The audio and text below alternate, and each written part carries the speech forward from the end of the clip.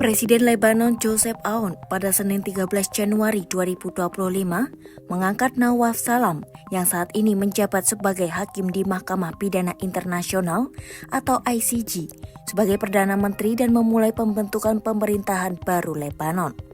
Direktur Jenderal Kepresidenan Lebanon, Antoine Koucher, memastikan penunjukan tersebut dalam konferensi pers di Beirut.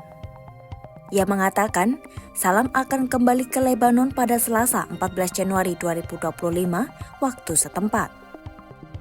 Koucher mengatakan, penunjukan Salam dilakukan setelah memperoleh dukungan dari 84 anggota dari total 128 anggota parlemen Lebanon. Sementara itu, 9 anggota parlemen lainnya memilih untuk mempertahankan Najib Mikati, Perdana Menteri sementara, untuk melanjutkan jabatannya. Proses pembentukan pemerintahan baru ini dapat dilaksanakan setelah penunjukan Perdana Menteri. Namun, proses tersebut dapat memakan waktu lama, mengingat kompleksitas situasi sektarian dan politik di Lebanon. Menanggapi penunjukan Nawaf Salam, anggota parlemen senior Hizbullah, Mohammed Ra'ad, yang kelompoknya didukung Iran, menyebut lawan-lawan politik Hizbullah berupaya memecah belah dan mengisolasi mereka. Dalam pernyataan yang disampaikan baru-baru ini, Ra'ad menggambarkan kelompoknya telah mengulurkan tangan dengan memilih Joseph Aoun sebagai Presiden Lebanon pada minggu lalu. Namun kemudian tangannya terpotong dengan penunjukan Nawaf Salam.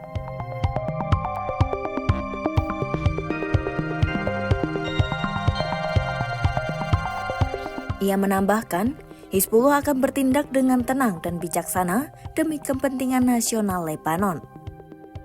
Penunjukan Salam yang dikenal kontra dengan Hizbullah untuk memimpin pemerintahan baru ini terjadi setelah adanya kekosongan jabatan selama 2 tahun yang dipicu oleh perpecahan politik dan krisis ekonomi yang semakin buruk di negara tersebut.